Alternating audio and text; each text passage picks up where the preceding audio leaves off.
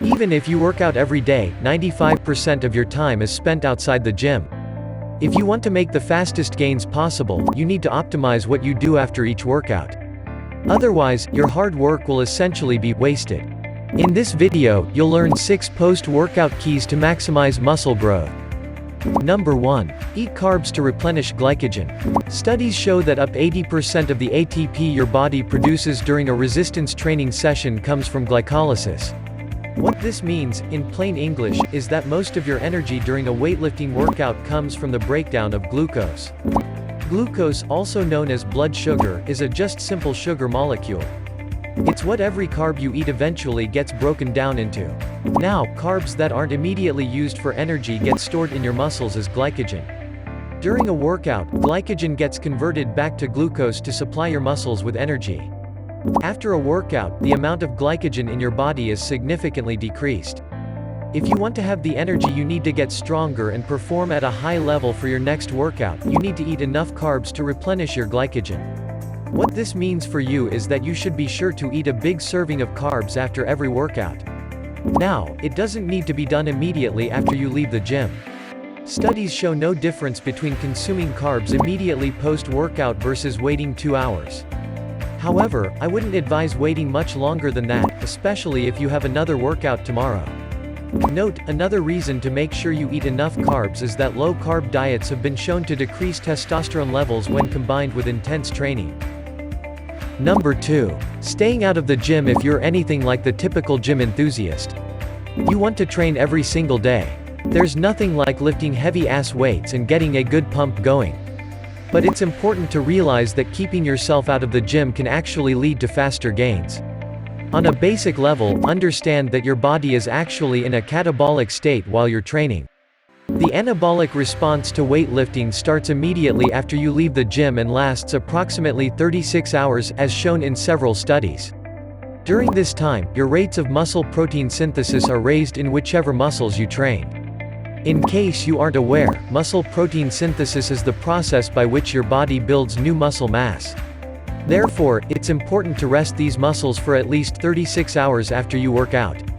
If you perform another workout that targets the same muscles before that time frame has ended, you will effectively be stunting your muscle growth. This is one big reason I believe performing full body workouts every other day is the fastest way to build muscle without steroids. Number 3. Get enough sleep now. The amount of time you sleep is one of the biggest predictors of your testosterone levels. In fact, studies show that restricting sleep to 5 hours per night for just 1 week can lower testosterone by 10 to 15%. And, not only does it limit your testosterone production, but sleep restriction has also been shown to cause a similar reduction in insulin like growth factor 1. Now, both testosterone and IGF-1 play a large role in the process of muscle protein synthesis. If these hormones are compromised, then it doesn't matter what you do at the gym, your ability to build muscle will be severely limited. The point is, if you want to maximize your gains, getting enough sleep is a must. There's no magic number here, but I recommend getting 8 hours per night if you want to be absolutely certain that your hormone levels are fully optimized. Now, getting sufficient sleep doesn't just boost your hormone levels, it also gives you more energy in general.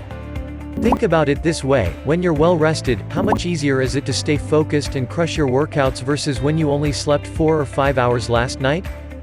Number 4. Foam roll tight muscles. In case you don't know, foam rollers are essentially small cylinders used to massage yourself.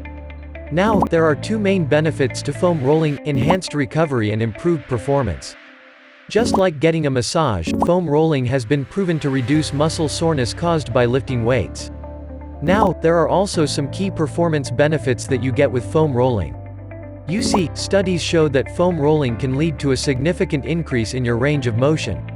For example, if you're someone who has trouble squatting to death, and you foam roll your quads, hamstrings, and glutes, then you may be able to increase the range of motion around your hips and knees. And this will ultimately allow you to hit a deeper squat. For this reason, I recommend foam rolling any tight muscles in your body. Number 5. Chill out and just relax. As we went over in number 3, getting enough sleep is a crucial component of recovery and muscle growth. But even when you aren't asleep, you still need to just chill out and just relax for a bit. You see, when you're stressed out, your body naturally releases a hormone called cortisol. And this, in turn, decreases your testosterone. Now, studies show this drop is only temporary, but if you're always stressed out, then it's essentially a permanent drop. So take a minute and answer these questions. What situations are constantly causing you stress? What times of day do you tend to be the most anxious? Next, figure out how you can alleviate this stress, whether this means meditation or just better time management. On the other hand, stress and anxiety also cause you to become fidgety and restless. This can impair your ability to go to sleep. And, if you're a scrawny guy who struggles to gain weight, this can burn a lot of calories and make it even harder for you to pack on mass. Regardless of your situation, taking time to determine your main source of stress, and then dealing with it, will vastly improve your recovery and your overall quality of life.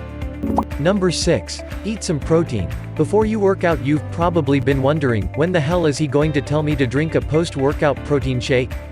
Here's the thing, the 30-minute anabolic window myth has been disproven time and time again. As we explored above, your rates of muscle protein synthesis are raised for a full 36 hours following a workout, not just 30 minutes. Furthermore, studies show that what you eat before your workout has a bigger impact on your rates of muscle protein synthesis. One study compared the effects of consuming a mixture of amino acids and carbohydrates directly before versus directly after working out. It found that drinking the mixture before exercise produced a greater and more sustainable rise in muscle protein synthesis. In other words, consuming some protein and carbs before a workout leads to a greater anabolic response than doing so afterwards. And this only makes sense. Every meal you eat takes several hours to digest. This means that the meal you ate before you hit the gym is supplying your body with nutrients during, and immediately after, your workout session. For this reason, I recommend consuming a meal that contains both carbs and proteins 1 to 2 hours before your workout. If you prefer to train on an empty stomach, then obviously have a smaller meal, like a protein shake, for example. Ending notes: if you want to optimize your post-workout recovery and maximize muscle growth, be sure to follow these tips. Include a lot of carbs in your post-workout meal to replenish muscle glycogen. Always leave at least one full day of rest in between training the same muscle group. Sleep a full 8 hours per night to optimize your testosterone and energy levels. Foam roll any tight muscles once per day to reduce soreness and increase ROM. Manage your stress levels through meditation or better time management. Consume a small to medium-sized meal of carbs and proteins 1 to 2 hours pre-workout.